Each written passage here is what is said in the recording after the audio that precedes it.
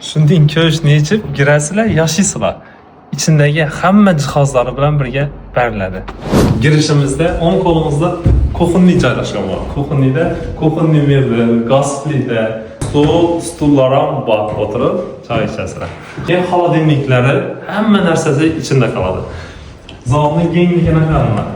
Zalni kengligini zaten bemasol tarafida. Katta televizorlar ham bor, konditsioner ham bor, hamma narsasi bilan birga beriladi. Srochniy sotacak egasidan pul zarur bo'lganliksa. Vani hamma narsasi bor, kir mashinalarigacha qoladi. Vanisi aytdingmi? Vani buyanda saylan hojatxonasi. Spanni bo'ladi, spannida ham jihozlar normalniy. Ayollarimiz uchun eng qiziqlari yuvinib teyinda katta podvoli bor ekan. Bankalarni bosib tashlayverasizlar. Bu yerda muskoy zal esa bo'ladi. Yana jenskiy xotin-qizlara yana bir katta zal.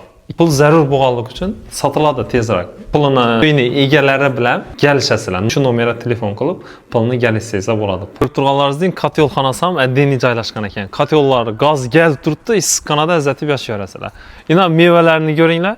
Mana bu kapni ham qo'shib beraveramiz. Terrasada bor, kenglar. Terrasaga qaranglar. Yozda o'tiraverasizlar. Yashash kerak. Pullarni kelishinglar, tezroq olinglardan azatib yashaysizlar. Kladopkamiz ham bor, ko'cha tarafda hojatxonada bor ekan. Bu yerning lokatsiyasiga keladigan bo'lsak, Malika kafeni doğrusu desek ham bo'ladi. Qo'g'a yetmay chap tarafda. Bu ikki etaj kottejliklarning orqasida bir. Doğru asfaltdan kelasizlar, doğru uyga kirasizlar. Suv, gaz, svet umuman muammo yo'q.